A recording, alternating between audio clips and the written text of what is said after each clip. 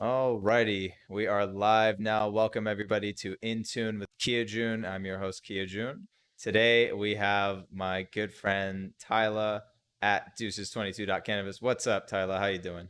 Hi, everybody. Thank you for having me, Kia. Of course. And today we're doing the second podcast that I've done about BLM protests. And last time, obviously, it was around the time that George Floyd was murdered. This time, it's around the Kenosha shooting. So, let's get right into it. Honestly, the first thing I want to talk about is like the media portrayal of the murderer, of the guy who killed Jacob Blake, and uh, He didn't die. unfortunately, uh, Jacob Blake didn't. No, he's just paralyzed from the waist down. Oh my gosh, that's Yeah, he terrible. got so, or at least, so Jacob Blake is the one that was shot 7 times by the police in the back for no reason.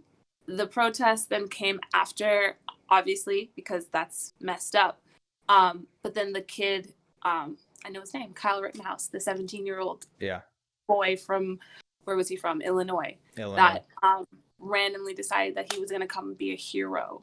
Um, he is in jail and he killed 2 people, but Jacob Blake has not passed away, though they did handcuff him to his hospital bed, which is like, I They think handcuffed him. they handcuffed the victim, mind you, to to his hospital bed. But yeah, the media portrayal is actually really messed up, especially now in the aftermath. Literally the next day you have Fox News calling him a hero, or not necessarily Fox News, but Fox News hosts like Tucker Carlson and that other lady that I block out her name, the blonde girl, Laura Ingram. Tommy No, Lahren. not Laura Ingram. Yeah, Laura Ingram. No, not Laura Ingram. The one with the long hair. Um, I think I know who you're talking about, but anyway. Whatever, it doesn't matter. The lady from Fox News, this other lady, the one that told, yeah, it was Laura Ingram, the one that told LeBron to shut up and dribble. They're over here talking about you're a hero. And then the way I have family members, I'm looking at all these different articles that people are posting online, and people are talking about this kid, Kyle Rittenhouse, the 17-year-old. Oh, he was doing self-defense. You Mm, crossed state lines with an illegal rifle to do self-defense, and you're 17. Um, the way that it's actually been portrayed is actually really messed up. Like now there are people like, oh, this kid is so innocent. Look at him cleaning graffiti. Let's mm-hmm. guys. I think it kind of just shows a lack of caring for Black lives, and that's the Oh, whole idea. Is it's like, well, this is all these different excuses, all these different reasons why. Oh, this guy should be given a break, or you're being too stronger on him, or when people just the shooting in alone of itself, the way that people reported it. Why aren't you? I don't know why he was walking away. I don't know why he didn't listen to them, blaming the victim. That's the way that they've been reporting. Oh, the president hasn't said anything. He's still looking into it. It's quite cut clear. A police officer shouldn't kill the citizens that he's supposed to protect. That point blank right there. So when people go try and justify it, Trevor Noah yesterday did a video and he was basically talking about how, fine, you're a cop, you want to de-escalate the situation. You might shoot some shots up, get people to quiet down. Don't think that's right, but you might do it.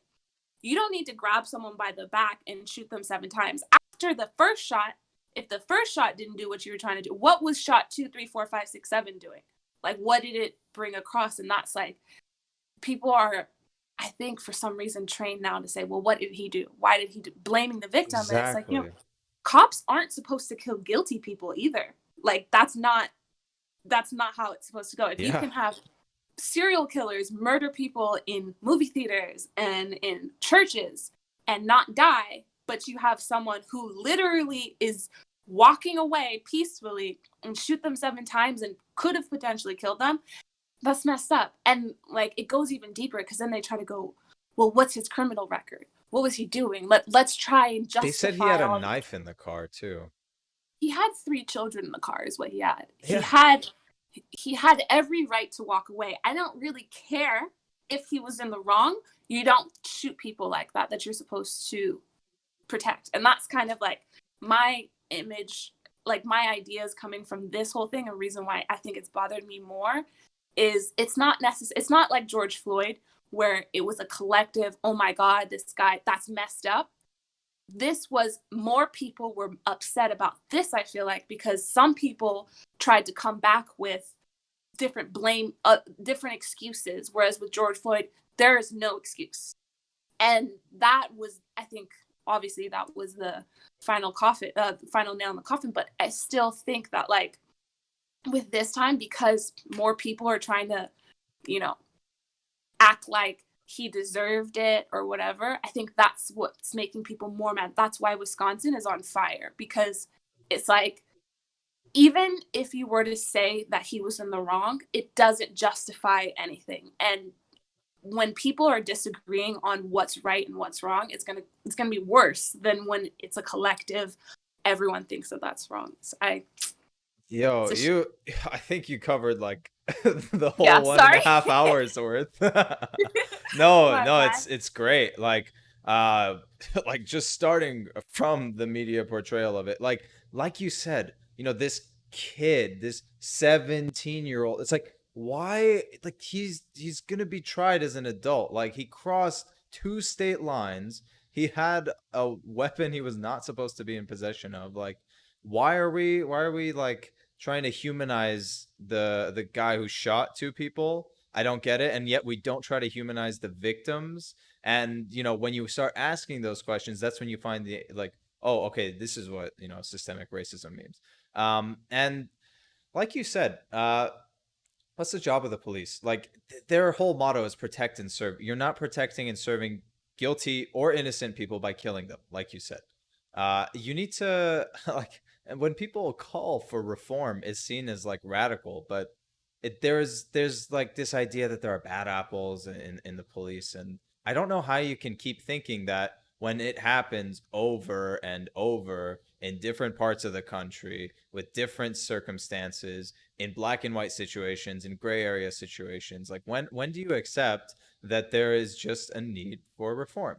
Now, another thing you said that I wanted to touch on is that whole like he had I said, oh, they said he had a knife in the car. It's like, why are we finding any reason to justify shooting someone in the Yeah, back? excessive force. Yeah. Yeah. There's And no there's yeah. no justification. This is my thing, right? In every other country, or not even want to say every other country. Let me limit it even more. Let's say just Europe. If we're gonna compare the UK and Europe to the US, Yeah. the way that they approach policing is different. Now, I'm not saying racism and systemic racism doesn't exist in these other countries, but the way that the police are trained to de-escalate, the way that they have to go to school and literally train to become a police officer for at least 2 years. Whereas here, it's like you do a 10-week program and you basically could be a cop. That's like, people have to go 8 years to learn how to practice law. Cops can go a year and they can become an enforcer of law. They don't know what they're doing. And to say, when people get outraged about police reform, it's like or even just defunding the police specifically, they defund everything. Every other government program has been defunded. No one cares. The police, all of a sudden, the people are up in arms. And it's like, like you said, when you see all these different problems, it's not isolated because it's the way they're trained. It's their bosses. The fact that even I was just reading a statistic yesterday. Shoot, I can't even remember. Oh, there was complaints about the NYPD. There was like 300,000 complaints and only 38 of them had gotten like 38. The cases were opened. Yeah, it was something ridiculous. Like barely any of the cases had been opened or investigated. There had been 300,000 complaints against the NYPD. So it's like, even large cities, like it's not just big cities that are having these problems. Kenosha, Wisconsin. I didn't know what I didn't even Kenosha, know what that Wisconsin city was. Yeah. Like, you know what I mean? they're having these problems. They're doing this stuff. It's not a bad apple. It's the way that they've been trained. They've militarized the police now. Yeah. The president's sending in the National Guard to help protesters or to clean up the. Come on now. I don't We're buy not it. stupid. Like, We're I not don't buy it. stupid. I even here, last time, let's say in June, I went to protest with my sister in Van Nuys. Now, Van Nuys, this is a small little city in the suburbs of Los Angeles. There were so many people peacefully protesting. I was there maybe an hour. I turned my head. The cops are lined up like war. There might have been 6 lines of cops with Wow. riot gear on and tanks driving down Van Nuys. Van I Nuys! cannot picture that. My yeah, Like, I visit there all the time. That's insane. there's helicopters flying in circles, and it's like, what are you guys trying to prove? Why do you, one, have all of this stuff? We're not in war. You're supposed to protect. Like, I don't know. I think what it is to me is the idea of serving and protecting needs to be edited, because there's so many people that don't trust the police and they have all of the reason not to. You like specifically what's going on in Kenosha. Jacob Blake had no reason to even be attacked by the cops. He was trying to break up a fight, a domestic abuse situation. They called the police. He's trying to help. And he's the one that they're like, well, we tried to tase him. And that didn't work. So you decided, let's shoot him 5, 6 times, 7 times in the back. I saw the video, dude. You weren't trying. You could have done so. There's so many things. And when people try to defend it, well, he's in a high stakes situation. Well, then he shouldn't be a police officer if he can't handle his job. That might be a little bit harsh, but your job is to I go don't think into it's harsh. high situations. Like, if you can't handle it, then don't be a cop. Oh, it's my dream.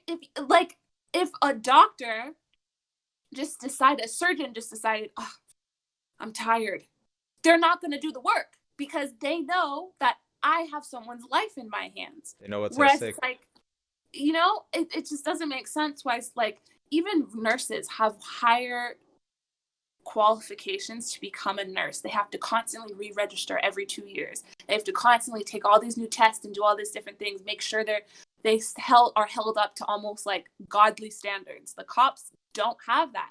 How many times do you hear about, even with Breonna Taylor, they haven't done anything. They have done nothing. She was 100% innocent. They have done nothing. Even it's like you can't even help the innocent. Like the innocent don't even get justice. Mind you, the guilty people, or even perceived to be guilty people. Right. It's No, there's again, you brought up so many good points.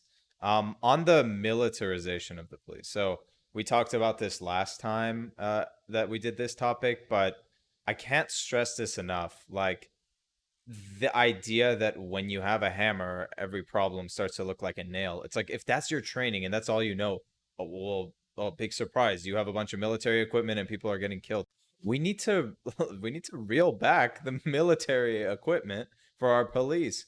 There are so many different scenarios that don't require guns, and I would all of argue, them.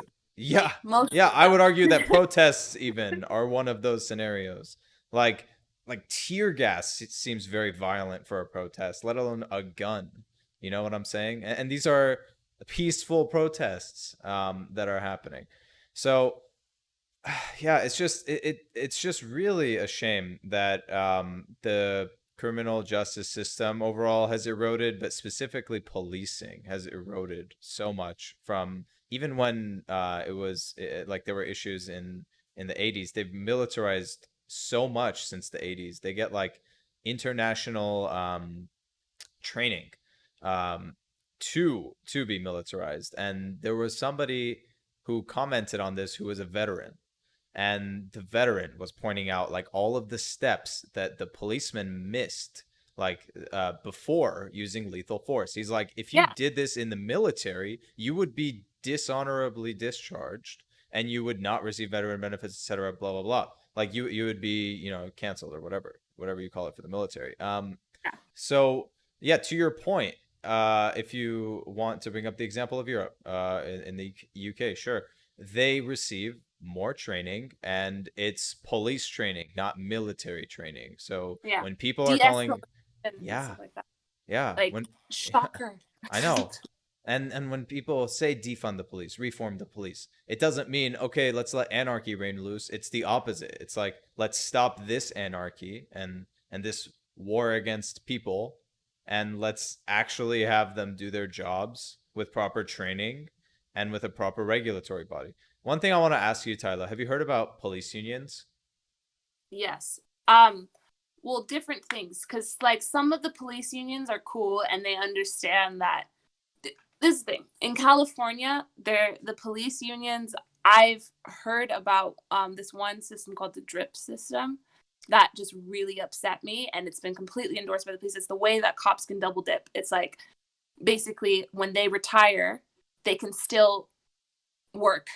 So they're getting paid their retirement while also getting paid an actual wage. So they're Okay. being paid twice.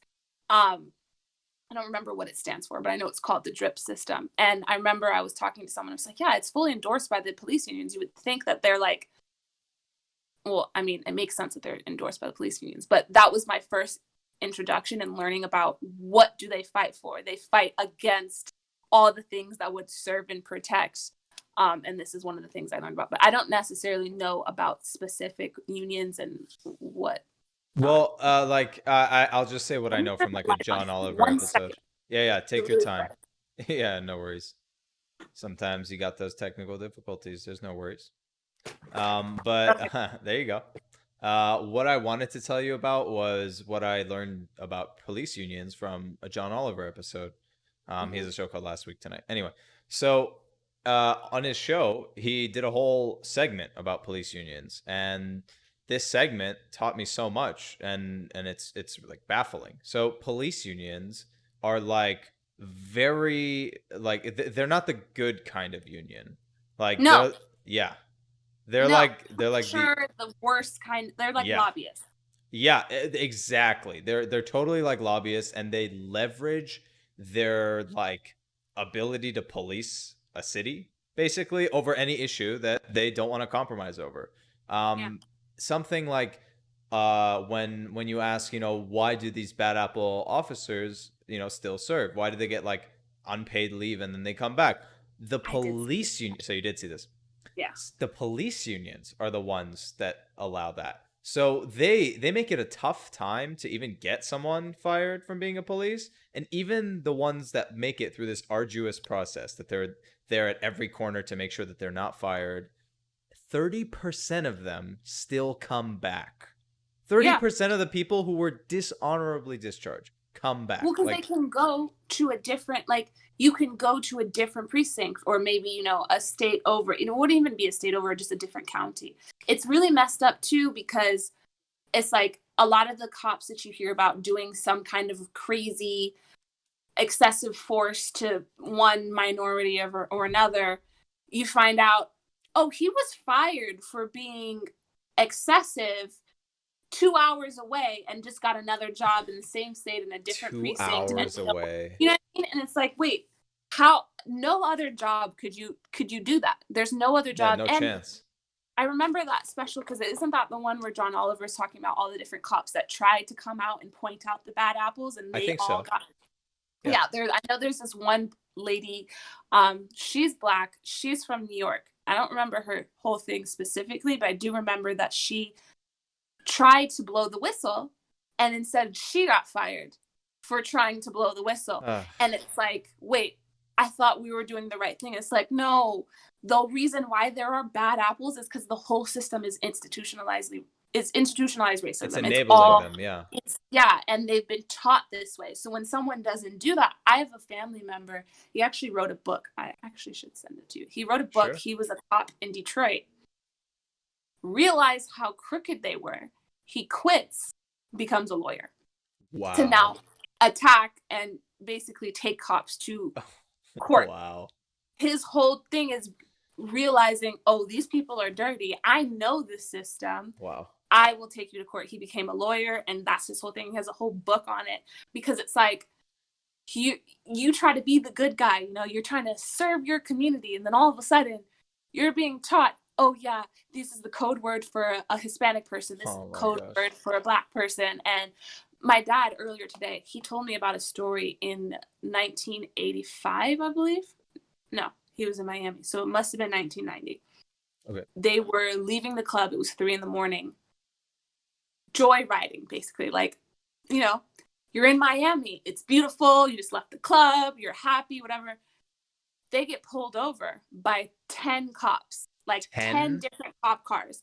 All these people were strapped, had the guns, everything. They say, okay, driver, stick your hand out the window, drop the keys on the floor. It's my dad's brother.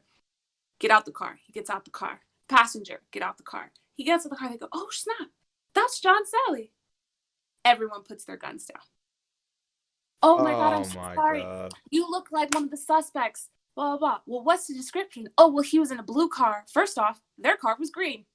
My uncle went off. He was like, not only is this a green car, but this is a Land Rover, like in the 90s, like a tank, basically. And you're looking for a car, a sedan that's blue. What is the mistake? Oh, well, we're cool, right? No, we're not cool. What's your badge number? Like, because Oh, you just had 10 cop cars. Like, and wow. he was like, literally, there was about 15 people pointing their guns directly at us, armed and ready to go. Get out the car, had all the speaker and everything. You were ready to kill me, and you got it wrong. I understand there are mistakes, but this wasn't a mistake. This was literal targeting. You profiled me. You profiled us, you racially profiled. Like, there's no way around it. You Yeah. can't say you did it. We don't match the description at all. And that happens all the time. Oh, it was a mistake. Again, you're in a high pressure job. You're expected to be able to perform. If you cannot perform, why are you doing this job? It might sound selfish to tell someone that, but at the same time, it's like you cannot make mistakes with people's lives, and they do it all the time and they don't care. It tells me, like, with Kenosha specifically, for someone to even have the gun like this into someone's back and to yank them, you didn't care about his life. You couldn't have cared about his life if you're doing 7 shots in someone's back. You didn't give a fuck. Sorry, I don't know if No, you're actually good. You can do that. I probably should have mentioned that. But yeah, like you said with the doctor example, if they said, "Oh, my bad, I went for the wrong vein. I went for the wrong artery." Like, that's not acceptable. No. They're under high pressure, and the difference is you don't hear about this with doctors because they have like 8 years of training. That's kind of what you need when someone's life is on the line. And nobody is saying that being a police is easy. I've never heard any. Really the safest job, the safest high risk job you can have as a police officer. Out of all the high risk, it's the safest because they have a gun and they're pretty much protected with bulletproof vests most of the time. So if anything, becoming a cop should be the chillest out of all of them. It's actually more doing woodwork on cutting down trees and stuff like that. That's more high risk than being a cop. I have read statistics like that it's actually like people think it's dangerous and it's not as dangerous as you would think. Yeah, totally. But I was more saying to the point that, like, doctors, not everyone can become a doctor. I don't think everyone should become a police officer, and that's kind of what it feels like. It feels like anyone can become a police officer here, and I don't think that's how it should be. I think that you should have rigorous training and like deterrence. Like, they have programs for literally an undergrad before you're in med school. They have your first course you take, weed out the people who are not supposed to be there because they only want the most qualified people to try and become doctors. Yeah. There should be something like that for the police. It doesn't make sense. Also, I think Also, I'm sorry that happened to your dad. No, yeah. It's what happens when you exist while being Black in America. But that was in the 80s and nothing has changed. But it's shitty, but hopefully systemic change will come soon. Hopefully. Yeah. But I agree. I think the thing that's disappointing the most on the Instagram, for example, how many videos have I seen of IGTV videos or just short videos of people owning the cops with law, or being like, sorry, you can't detain me, this reason, that reason, that, blah blah blah. Oh, you didn't like that I talked back to you? Well, it doesn't really matter because I have the right to say whatever I want. This is a free country. And how many cops don't actually know the laws? Or like there's constantly examples of just they don't know what they're doing, or they're doing stuff because they think they can. They have a power kick out of it, that, and it's like, why is it that civilians know more than cops? Because cops aren't being trained to know the laws. They're being trained to basically bring excessive force or to pacify whatever. The whole reason the cops came with white supremacists in the first place, trying to protect their Yeah, that's slaves the and make history of sure it. Yeah. slaves don't leave. So I just think that, like, this whole system, it's built on that. It's built on the narrative of, do what you can, save us, save the badge, protect the badge. But they don't know anything about what they're supposedly protecting, because they're not protecting the law. They're not, they're not enforcing the law. They're protecting the badge. There's a difference. And I think that's the part that people, when people say defund the police, that's kind of what they're getting at. Is it's like, if you were enforcing the law, sure. But so many times are they on the wrong side that you can't trust them with that. Yeah, I actually haven't heard that phrase. Like they're defending the badge, not protecting the law. I like that. I'm gonna steal that from you.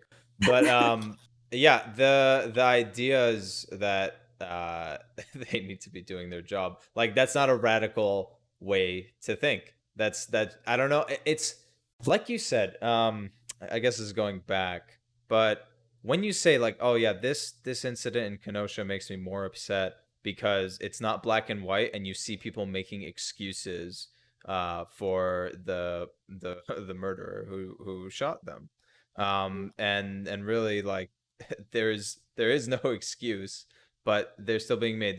People are excusing the police officers, people are excusing the the murderer. Now, I guess I should say the shooter. Now, what I'm confused about the most is, as in my California bubble, what is everyone's obsession with self-defense? Like, does self-defense really mean you're like, just because the law says it, even just because the law says because of self-defense you can take someone's life, is that like a justification to take anyone's life in the name No. of self-defense? Yes, because let's say, I don't know, you're being trafficked. Someone has kidnapped you and you're being sex trafficked for some reason. You got in this situation and you find a way out, and the only way out is you or the You other have to kill person. him. Yeah. The problem with that is self-defense is rarely applied to Black people or brown people or any kind of person of color. So that's the problem with the idea of self-defense, because oftentimes people use self-defense when it's not. And so it's like, I want to keep this law because it helps this small group, but I don't want to keep this law because it hurts this group. I think that's like the issue, because I agree with you. When, like, if a cop says it's self-defense, I don't believe you. There's no self-defense for a cop. You're a cop. Sorry. Sorry. You should have training to know what to do other than killing someone. Yeah. Also, there's like, it's just a weird scapegoat, because self-defense, again, it doesn't apply to everyone. When people say self-defense, the jury will be like, and I don't believe you, or I still don't think excessive force will matter. Whereas if a cop says it, cut and dry case. And I think that's kind of what you're thinking. And it's like, that's part of the problem is, yeah, there does need to be reform, but the reform comes at the cost of other things. You know what I mean? Like, some stuff might benefit from that law. So that's where it becomes sticky. Yeah. I don't know. Anytime, like your example made perfect sense. Anytime the idea of like just finding justifications for taking life, like that's hard for me to process. Yeah. Obviously not hard when it's like a trafficking case, but yeah. So But even it's then, it's still it of course it's like it's ethically ambiguous, and it's you could definitely go on and on about it for sure. Um, it's just I don't know, like the reports I read are really one-sided. This is going back to media coverage of it. Like I bring up that self-defense thing because I read like it was told from the it sounded like the media was trying to be like the lawyer for the kid. for the kid. Yeah. For yeah, it's like, oh, there was a mob attacking him. I was like, guys, like he was armed with a gun. He Like had a what? gun. You know, He and a had a mob was gun. attacking him. What? No matter if a mob was attacking him, he had a gun. So They're like, they no matter escalated it. It's like, you have a gun. You already escalated it. What? you came, you crossed state lines, which is illegal. Boom, right there. That's the BuzzFeed just released an article today of the Uh-huh. timeline of that shooting. And it basically showed that right before this kid started shooting at people, the cops had come and thanked this Yeah. small militia. They Yeah. offered them water. He specifically is one of the people that went and collected the water. Now, Mhm. stop right there. The cops should have asked him for ID and not given him water. Yes. If the Yeah. cops had asked him for ID, because he said, "Oh yeah, I'm here to protect this business." You came from Illinois to protect a business in Wisconsin, and you're 17, and this isn't even a gun that you're allowed to have. I don't believe you. So no matter what you say after the fact, you've already disqualified your whole reasoning. But then they try to say, "Oh, a mob attacked him." And in this BuzzFeed article, based off a video collected from multiple people, and they did all the timestamps, and plus a lot of the people there were journalists. No, a mob did not attack him. He shot at people, and they chased after him saying he was shooting. He was shooting. They finally get down. He trips on his own 2 feet. Someone's trying to disarm him. And he gets shot in That the guy chest, right? gets shot in the chest, and he's killed instantly. Yeah. The other dude, he gets shot, and he gets I don't think he died. 3 people were shot, 2 died. Oh, I didn't know 3 people were shot. 3 people were shot. So what happened is he shot one dude, killed him, then walks away, and he calls someone and says, "I just killed somebody." Starts walking away, trips, and the mob of people are following him, yelling at the cops, "He shot someone, he shot someone, he shot someone." After he trips, they're getting on top of him. They're trying to take the gun away. Yeah. One of the guys that was trying to take the gun away is the guy with the skateboard, is the guy that died, Yeah, is one of the second guys that died. So it's like, he shoots again. He stands up after the second shot, walks towards the police with his hands up. The cops just know that there are shots taken. The cops keep zooming by because they don't know what's going on. But all of the people around him are saying, "He shot someone, he shot someone." And they're not paying attention to him. That's the part where it's like, and then he eventually gets picked up, whatever. That's where it's different. If a black man or any kind of person of color was walking towards the cops with an AR-15 style gun, because I know it wasn't exactly an AR-15, but a big ass gun strapped across your chest, and hands up, they would have been shot no matter if they had done anything. Every time they talk about, "Oh, these are my rights. It's my First Amendment right to protest." Not if you're black. I wanted to bring up this point at one point. Yes. There was something I either saw on social media or that my friend told me, and it was like, "Oh, well, you saw what they did in Minnesota when they were protesting masks, and they had like taken over the Capitol with guns." It's like, "Oh, well, what if we," and I'm sure it was a black person who said it, he's like, "What if we as black people got guns and we went as an armed militia and we went in front of a protest? What do you think would happen?" And it's like, there is the exact issue. It's like, it's rights for me, but not for thee. But not for thee. Yeah. Exactly. Yeah. That's sorry. In Tennessee, the governor in Tennessee is trying to pass a law that makes it illegal for some protesters. What does that mean? Exactly. What some protesters mean? Does that mean black people? That means black people can't protest. That means People if we're of talking color, about that protest, but if you're protesting, I don't know, wearing a mask, or you're protesting life, let's say you're a pro-choice person, fine. But if you're some person of color protesting anything, No. The Black Panthers tried that. They tried to be a private militia that's just there, nonviolent, trying to They protect. created gun reform laws because of that. They literally were protecting the people. Started no violence. The whole thing was we have our own schools, we're feeding the homeless, we're making sure that our community has money and is funded, is thriving. And the FBI got together and was like, how do we dismantle these powerful Black people? How do we make sure that they're demonized? I remember specifically in elementary school, we had a project. You were there. We had a project, and it was during Black History Month with our English teacher. And she said, pick a Black revolutionary, basically. It was somebody, a person of color, specifically a Black person, that was monumental. So a bunch of people did Martin Luther King, Rosa Parks, all this stuff. I specifically wanted to do MLK. I mean, not MLK, Malcolm X. My family is obsessed with Malcolm X. We have pictures of him, books, everything. I was denied because he was a violent. He was accordingly. Yes, I was told that I can't do this because we only want to have non-violent revolutionaries, non-violent voices. Damn. And I came home and I told my dad, and he was like, he wasn't violent until receiving violence back. He was reactionary. He wasn't going to. He was pissed. So we had to sit down and I learned all about Malcolm X and was like, if you can't do the project, that's fine, but we're going to learn about this. And I'm going to just want you to go back and explain to your teacher who the Black Panthers were and who Malcolm X was and why that's wrong.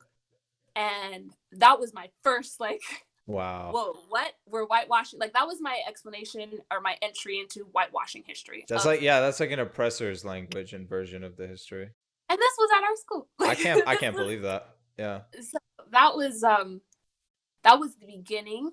And that was when I was starting to learn, obviously as school went on, I started learning about Columbus and I'm learning about, Napoleon, all the different people that people are, at least in French schools, were like, oh, this guy is so great. And then after you're, wait, hold up.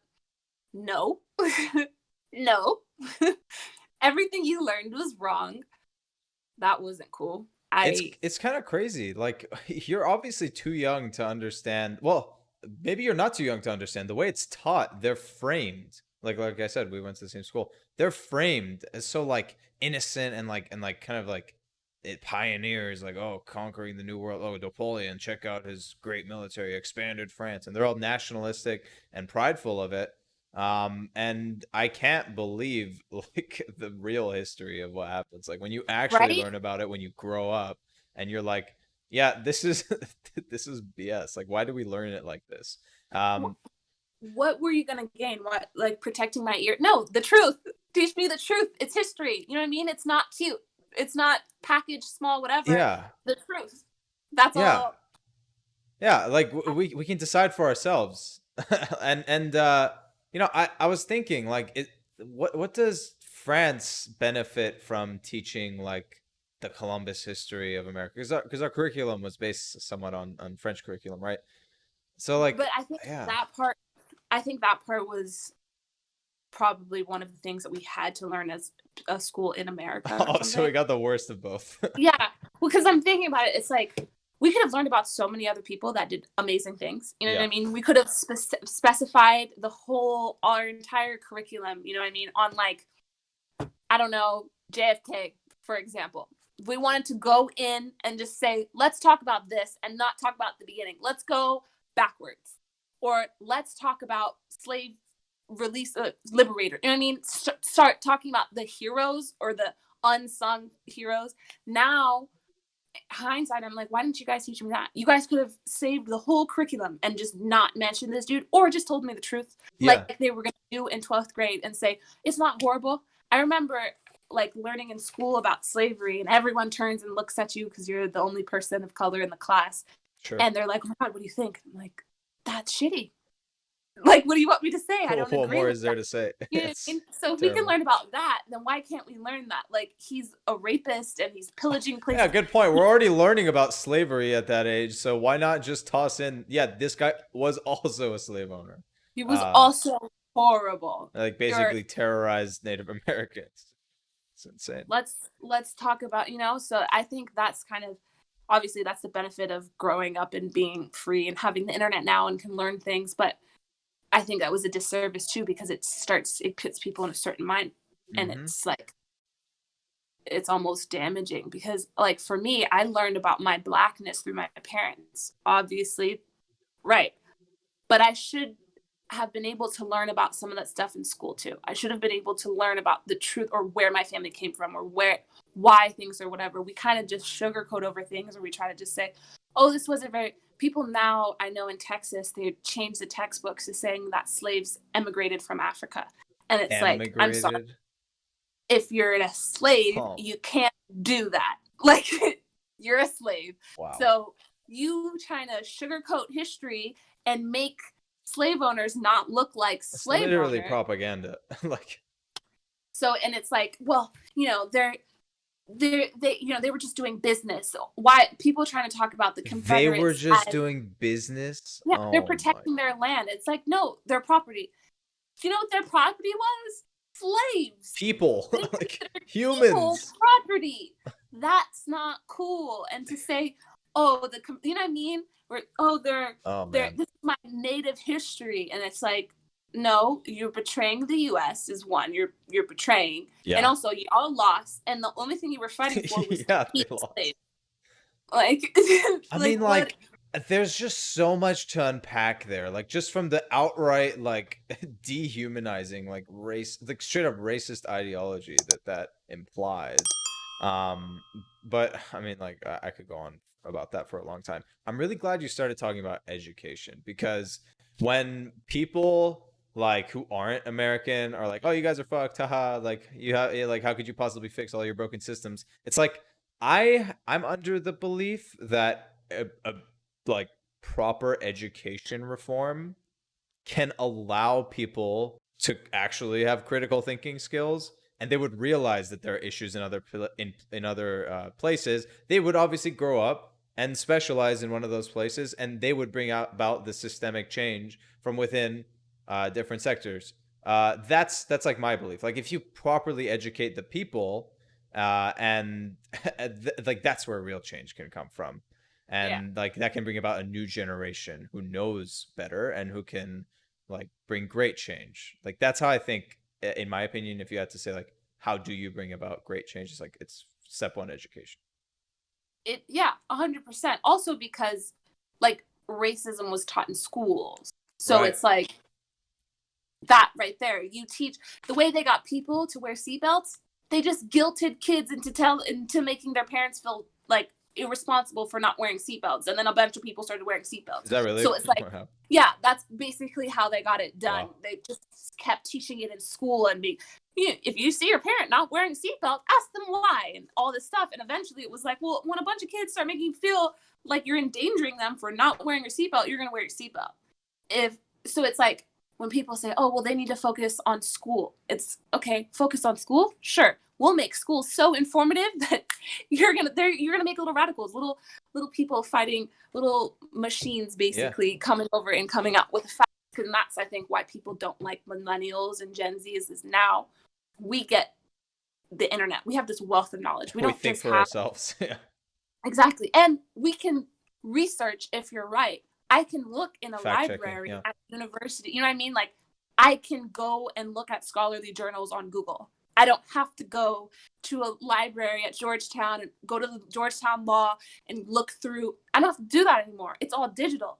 I don't have to have an encyclopedia in my house. I have one on my phone. So now I can fact check you and make sure that you know what you're talking about, but also I can expand my mind and learn about more. And that's where people, because alternative facts are the new rage. So it's like, Facts are a partisan issue. dude, they're so passe now, I guess. I got into an argument with this lady who on Facebook. So I will say, I shouldn't have done that. That's It's okay. it's not very, like, it's not a good look. But she had been bothering me for the last year, posting ignorant things, and I just let it coast. Ooh. And she said something, and just kind of came off as like she was blaming Black people. Now, mind you, this is a Black person, but she was blaming Black people for all of their problems, let's say. And she tried to come with the argument that, the Orangina 45, the guy in the White House, he did nothing to, hurt Black people. And I sat there and I was like, okay, that's not true. Duh. And she's like, well, you're over here fighting everyone else's fires, talking about race, immigration, talking about like poor people and homelessness and stuff like that. We need to focus on Black people. I was like, okay, so your xenophobia already is just like off the charts. So we'll just start there. And I came in, I was like, fine, we'll only talk about Black people. But I want you to understand there's so much damage that this guy has done. For you to just say this is your fault or whatever, that's just ignorant. That's just messed up. Because just by that standard alone, it's just like this guy has changed everything. Even though, let's say, the building was on fire, it's like he added fuel to the fire to make it worse and to make sure that these institutionalized racist institutions basically were able to maintain or get worse. Yeah, so like I would say he's like a catalyst, it was already happening and he just like sped it up like twofold, threefold. Giving the most racist people a platform is what he did. William Barr was too racist for Bush. Yeah, let's think about that. Like, what? Mr. Invade Middle East, yeah. So that idea, I think that's kind of why I think education, you're right. By reforming people, the younger people, and teaching them stuff now as they're growing up, it's instantly going to inform them.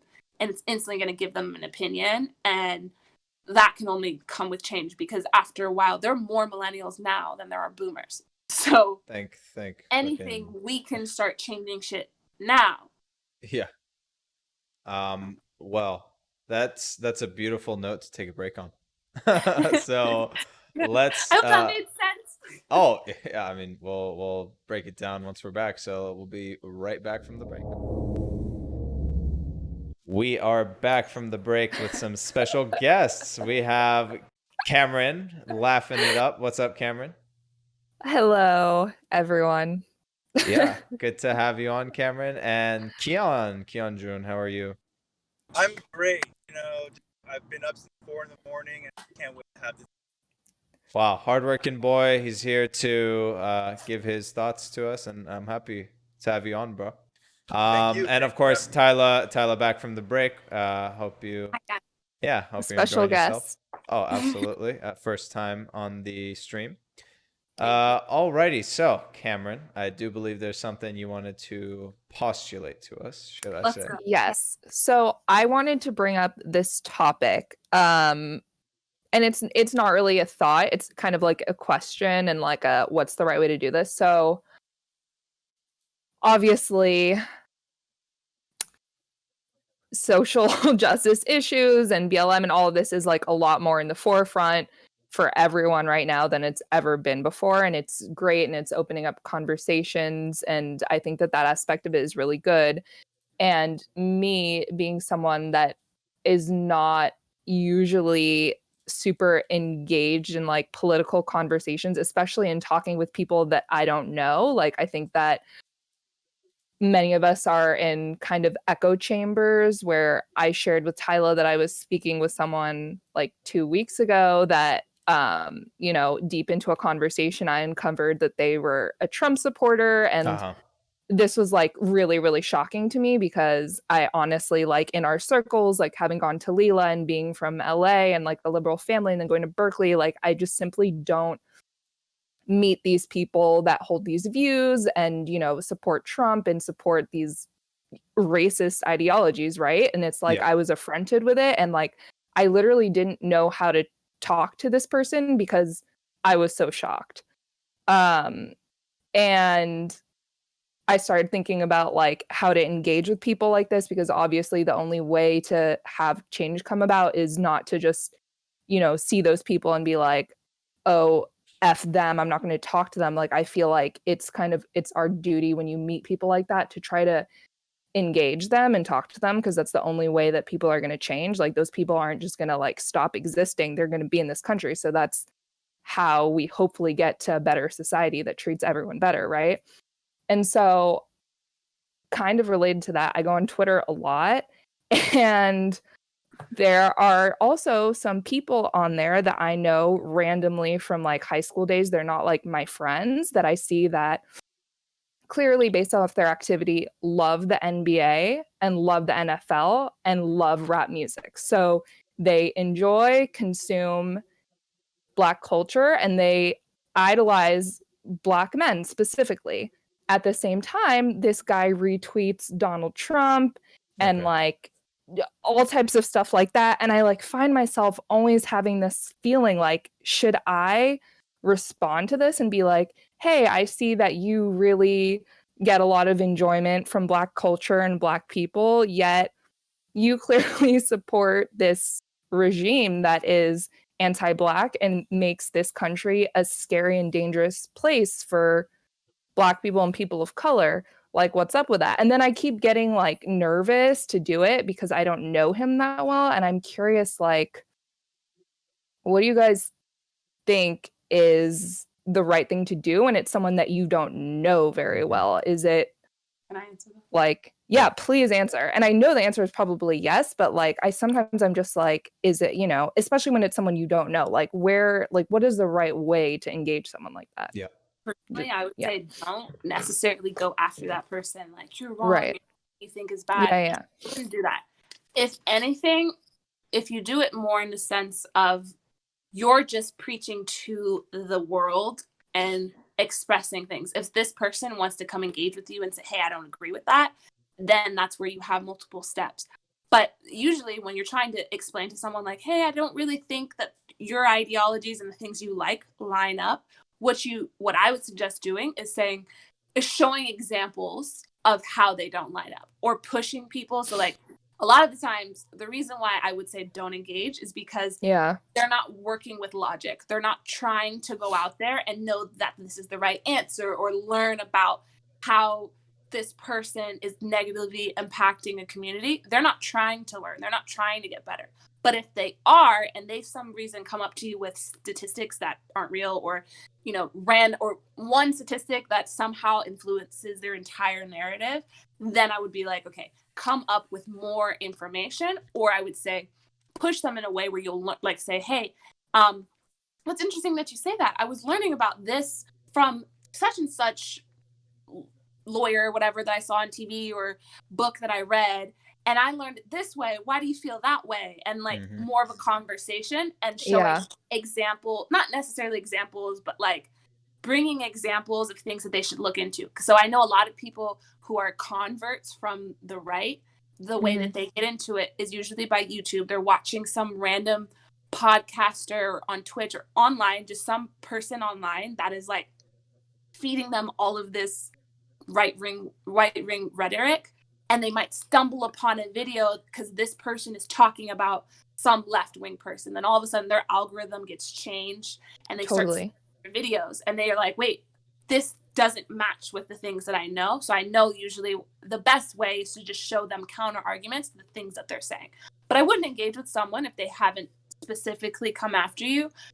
Yeah, he hasn't. But and I think we haven't talked in like 10 years. The way that he would, though, is if he's following you and you just happen to post some stuff that really upsets him, he'll say something about it and then just dive in. Because like, for people are constantly profiting off of the Black culture, if you will, and not really seeing how that matters, and going, well, I like this song, so why can't I say the N-word? And it's like, well, I could go on about why you shouldn't say it, but let's just start with, why do you feel that you need to have the power to say something? Like, why? And go into that way, asking people, oh, well, what did you mean by that? Or why do you feel that way? All of a sudden, it puts their thoughts straight on the forefront. And they're like, wait, I'm being attacked, but I'm not being attacked. I have to explain myself. And if they have to explain themselves, usually they don't have any ammo. Yeah. So. Yeah. No, that's... Yeah. It's interesting because Georgia, Keon, and I had a very similar discussion about sexism and how do you tackle casual sexism from your friends, from strangers, from people you're really close to, from people you don't know at all. And it kind of, we kind of agree with what Tyler was saying. Like, Well, in some ways. So I really like that Tyler is talking about, like, be conversational, and don't go like, oh, go attack them like straight away. And putting their ideas first, right? Like, why do you think the way you think? That's totally the right approach, in my opinion. I would say it just depends on the person. Like, if is it a stranger? Is it someone you know? So for this example, it's someone you know who you haven't talked to in a long time. I think that conversational approach could be something viable. That post something on your timeline and hope he'll engage, that could be viable as well. Um, and I believe in trying, if you do want to talk to people, if you do want to change people's minds, it's like change people's minds, like the people who are willing to change the most. So like people our age, Yeah. not like your 85-year-old grandpa. Like you don't need to go after him, for example. And that doesn't mean don't have these conversations with your family, but like put your energy and time in places that it'll make a difference. That's my philosophy on social justice. But yeah, that's what I had to say. I have a book recommendation Mm-hmm. before Keon answers. I have a book. It's called Give Them the Argument, Logic of the Left by Ben Burgess. I'm reading it actually right now. He's a logic professor at Rutgers, and he goes into basically using people's logic against them. Yeah. And how you can use someone's own logic to prove your point, and then goes into basically teaching people how to argue with people that are fundamentally wrong. Yeah. That's just a recommendation. Okay, sorry. Oh yeah, me about to read a whole book just to argue with one No, guy. seriously. No, Like, I know, but no, I agree. Go ahead, Keon. No, I was just, it's funny, like, it's just really funny that you brought up that point, because, like, I actually, like, the story Kia was talking about, like, I shared last week, I actually befriended someone that I've known since 2010, because he is a narcissistic Trump supporter. And it took me a long time. It took me a long time to befriend him, because I tried express my rhetoric, what I believe, why Trump is this, and what he's doing. But he's a full-on Trump supporter, and I just couldn't take my time. I can't waste my time trying to help. So I like everyone said, I just use your time wisely. There's battles you pick, but at the same time, it's so hard to question someone's rhetoric or belief system. It's like I think the hardest to do, because you're just turning someone's world upside down. And like, I'm not saying his world is the right world, but it's just how he was raised, how he thinks or she thinks. So just like Tyler said, choose your basically battles wisely. You don't if he comes to you with an attack, then that's the way to enter that conversation.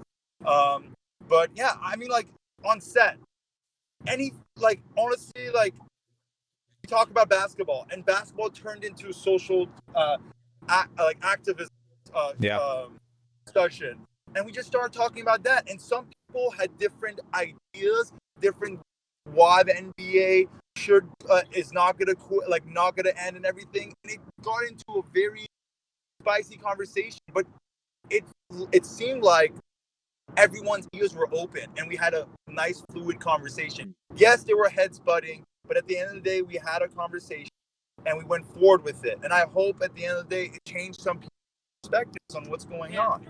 So it's all about, like, I mean, it took me 2 years to, like, finally say, yo, fuck this kid. Like, I can't fuck with this anymore. This kid is, like, listening to rap music, supporting, but like, he literally posted a picture of Chadwick Boseman last night of saying, all right, this guy did too, and I saw it this morning. I was like, I'm about to snap. I just wanted to respond and be like, yo, you're whack. Like, I literally typed it out. I was like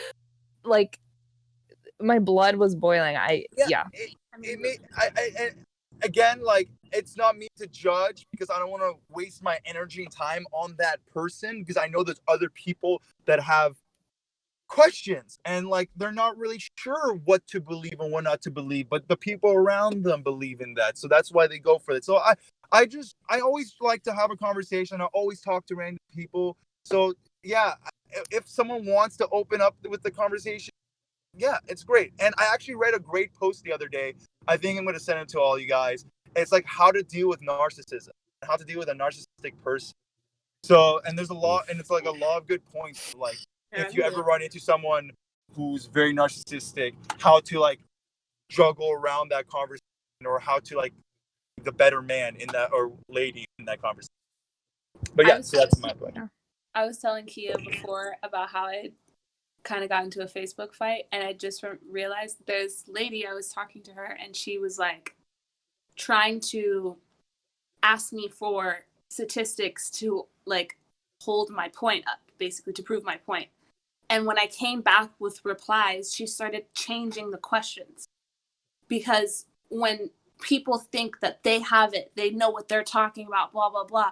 Oh, these people, they're just coming out, this is the media rhetoric. And it's like, no, these are facts, and if you're fighting against facts, then you are wrong, and I'm not going to agree to disagree. You're wrong. Facts, they can't change. That's the whole point. So when that started happening, I'm like, wait, you're moving the goalpost. That's something that will happen, and that's why I usually don't engage unless someone comes at me, because they don't want the answer. They don't want to learn. They think they're right, and you're always going to be wrong. And in those cases, you start going in a circle, and it's like, you know what? It's better not to. So what I do, I just focus on all the other racists that are trying to learn, or the people that necessarily aren't racist, but they might perpetuate things, have ideal thoughts like, oh, well, like we were talking about police brutality and just like people blaming the victim and asking, well, what did he do? As opposed to, oh my God, I can't believe the police like had this excessive force, did this crazy thing. It's like, wait, why are you even trying to check and see what the guy did? Focus on the part where no one is supposed to get shot in police custody. That's not your job, is to protect and serve.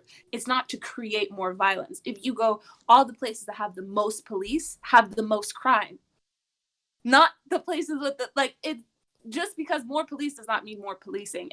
More safety, it means more policing. It means more crime. So it's like, once you realize that people's entire thought processes are they are not trying to accept what you're saying, that's why it's just not worth it. Don't get into that conversation with that person, because that guy is not trying to learn new things. He's not trying to he is using Black people, Black celebrities as entertainment, and that's all he sees. They're not humans, or they're not people that matter. Because when you hear about like Trump, and he does stuff like giant proposals that completely defund, I don't know, health insurance for children, it just sounds like something on paper, but in reality, what that means is millions of children aren't having food.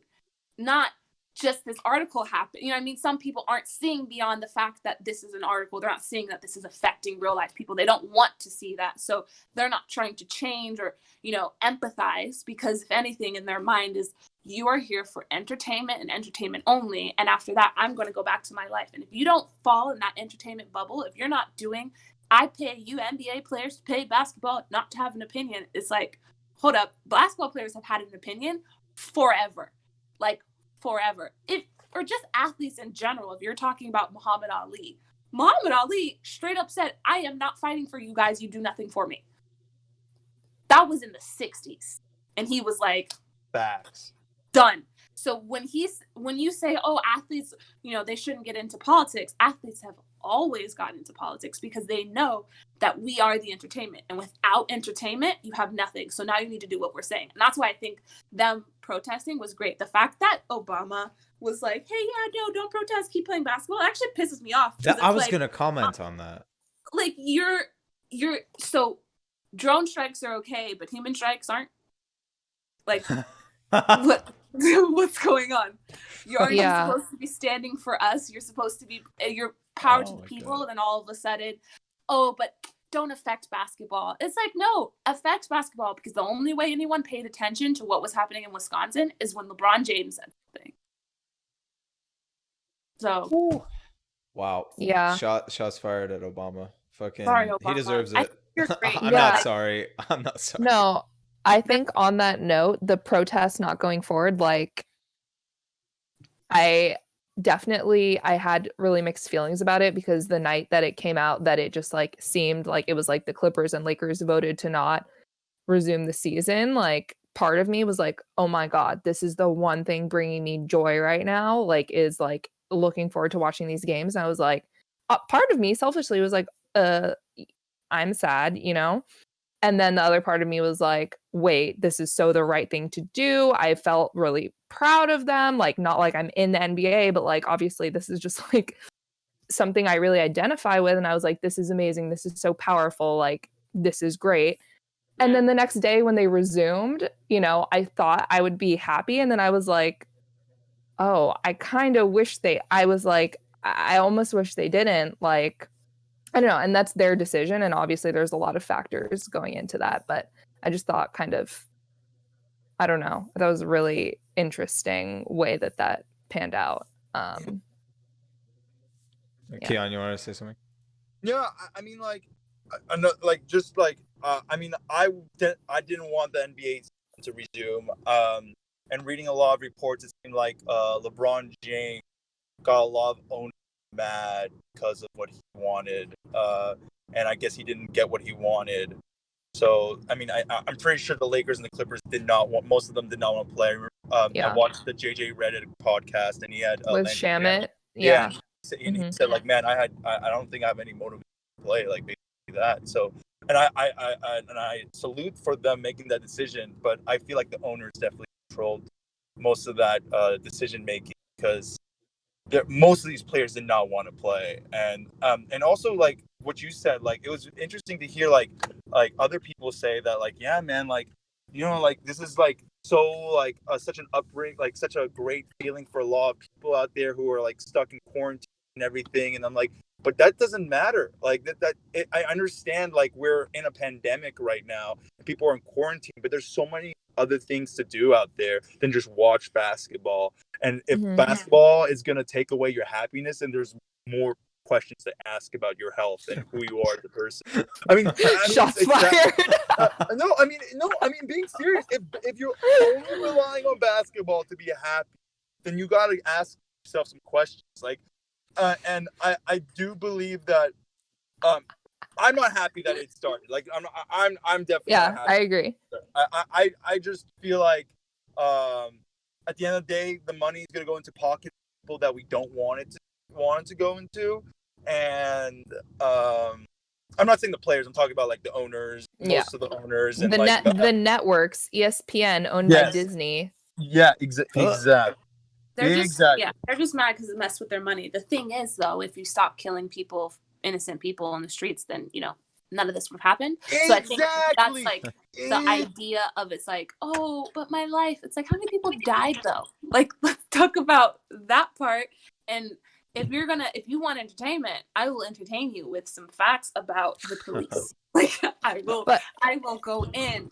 So I don't know. The unfortunate part is that, like, obviously in this country, money talks, and the owners of all of these teams, the majority owners, 29 of which are white men, and the networks that are profiting off of this, they have the resources and money to basically buy politicians. That is why the right controls this nation, and we are living in the circumstances that we do. I mean, that's a huge reason, is because these billionaires.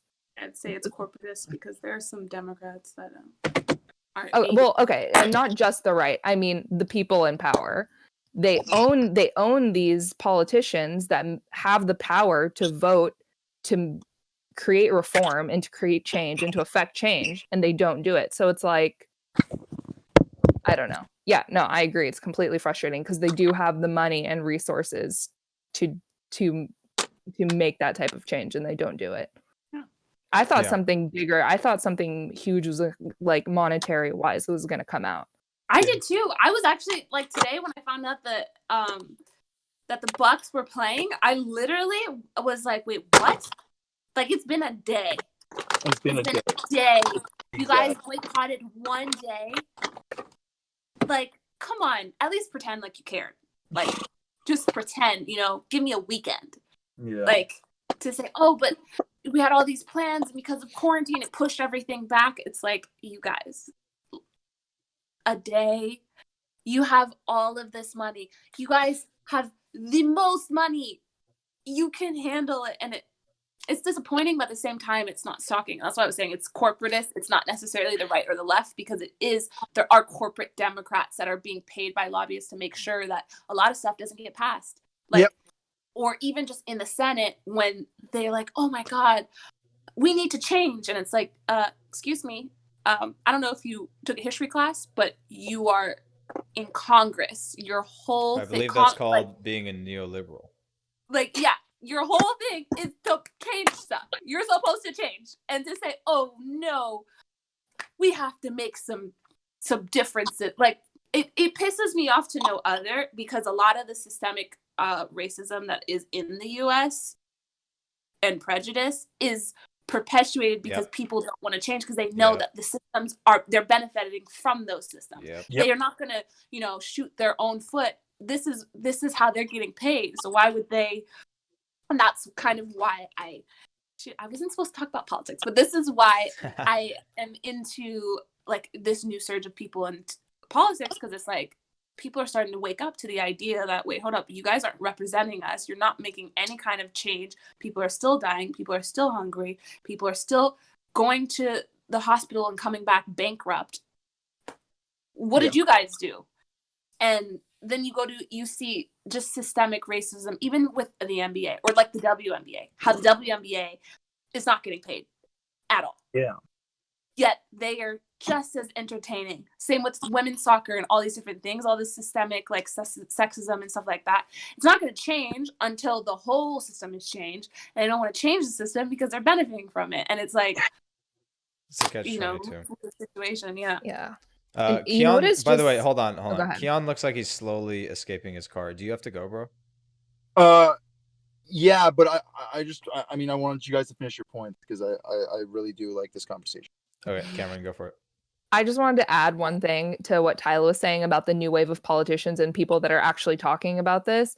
Is like, it is so enraging, disgusting, and disturbing the way that this new wave of both politicians and just young people that agree with that are being labeled as extremists and radical, because it is literally the most unradical and unextreme and most baseline normal. Like, I don't even think you should be called a good person if you believe in that. It's just, you're just a fucking regular human. Like, why has like how has it been twisted that like literally just believing in basic human rights and dignity for all people in this country is labeled as extremism, and even like leftism? Like, because that's not like, I don't even believe that that's left. It's because corporations don't view their employees as people.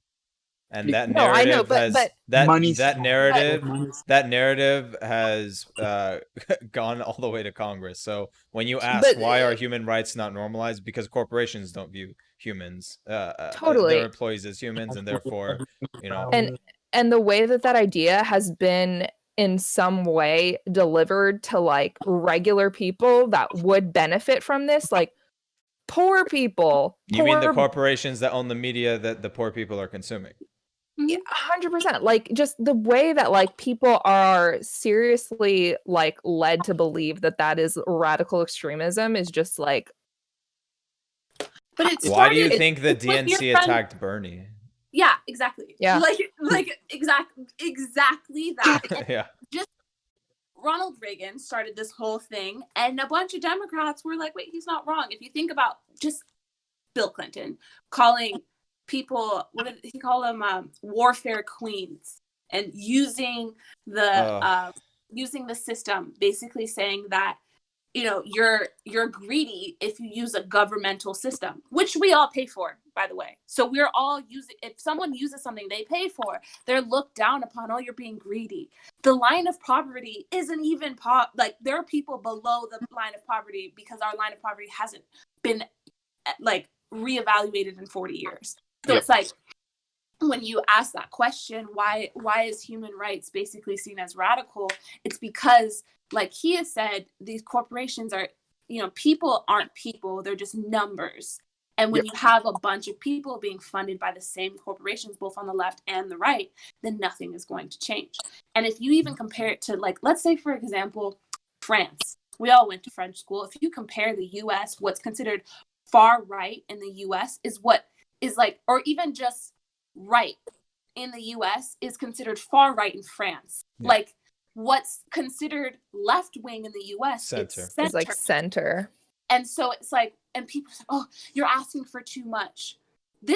We pay for this. We pay. These are our government institutions, and we can't even use them. My dad grew up in Project in New York. And I went there, and you get on the elevator, and it smells like pee. I'm like, why does it smell like pee? It's like, well, there's no bathrooms anywhere. And when you live on the 7th floor and you have to go to the bathroom, well, people just go.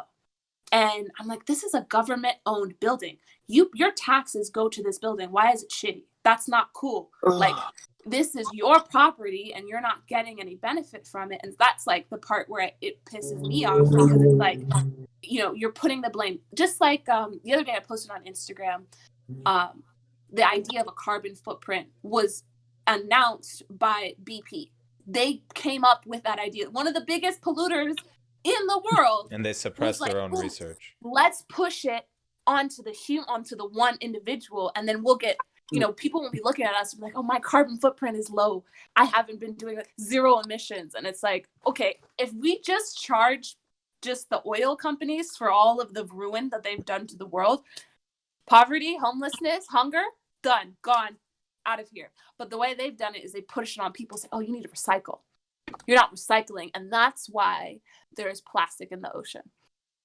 Not anything to do with us. We didn't do anything, and that's like how they do it. They turn it on the person, and they make the corporations look like, oh my God, look at Nestle. Like, I have friends that work at Nestle, and I'm sorry, but they have this whole thing now where they're doing this green initiative. They're really investing in vegan products and healthy products, and they sold, at least Nestle USA, they sold their candy, they sold a lot of their sodas, and they're just focusing on healthy foods.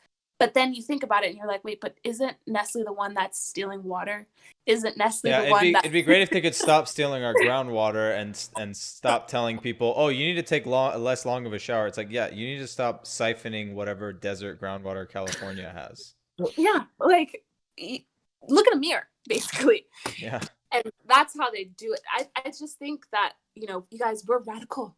We're just so radical. Oh yeah, it's we're on watch lists now, guys. Sorry, I've subjected everyone here to a watch list, but yeah, I couldn't agree more, and I'm glad we got to this point, because it's really it's literally like the root of all problems. I know Tyler said she didn't want to get political, but just go take a long, hard look in the mirror, Mr. Capitalism, because you are the source of a lot of issues in this country. And I think once we start accepting that there are other solutions that are quote unquote extreme, then we can start moving forward. And I think that starts with education reform, like I told Tyler earlier. Now I see Kiana is trying to migrate out of the car. Let's end on this capitalism. Positive. Yeah. Let's end on this note. And of course, we're always open to a part 3. We're always open to having you guys on again. Before I let you guys go, though, so Tyler, is there something you wanted to plug? Yeah. Everybody follow me on Instagram. I have a cannabis company called Deuces22 on Instagram. It's deuces22.cannabis. Or you can just follow me at Tyler Milan. Yeah. Thanks for having me. You got it, Great Tyler. content. Great content. And Keon, you want to plug anything? I plugged it last week. I am working fucking hard on a TV show that I'll be doing until April. Please go watch it on CBS when it comes out. Ironically, it's SWAT. But the writers. Yes, let's glamorize the police. Yes. No. I'm not glamorizing, because actually I've read the script because of going through everything, and it touches upon a lot of things we're going through right now. and it talks about a lot of things that we're going through right now, and it's actually incorporating the pandemic and all the social activity people have been doing. So it's yeah, it's not bad. Actually, the showrunners are pretty sure they're. I'm pretty sure they're black. Yeah, they're the lead actors is the producer as well. He's like fronting the money for the show, and the writers are all I'm pretty sure they're all minorities. So yeah, it looks like it's going well. I hope it goes well. Sadly, it's SWAT, but yeah. Just I'm sorry, the irony is palpable. All right, Cameron. Wrong. Yeah. Cameron, let's hear your plug. What you got? Anything? Oh my God, I'm a lame. I don't have anything to plug. No, but do you want to tell people to watch Love Island? I don't know. Yeah. What? We're not supposed to tell people. Yeah, whatever. It's a pretty good show. It's just my emotional crutch. If you need one too, check it out. All right, watch Love Island. I got you. Thanks, All right. guys. Yeah, it's Love been this again. I liked it. absolutely. We'd love to have you on. I'll let you know when the next one is, and yeah, watch Love Island. Wait, when this goes on live, will we all be here on live? On live, we're live right now. Like when the show's over, will we all still be here, or will it just close off? I mean, Keon's looking like he's leaving, but yeah, I'll end No, the stream, I know. and then we'll still Okay. be on Discord. Okay, because I thought okay. Okay. Well, Keon. Bye. Anyway, alrighty. So take care, everyone. We'll end it here. Bye bye.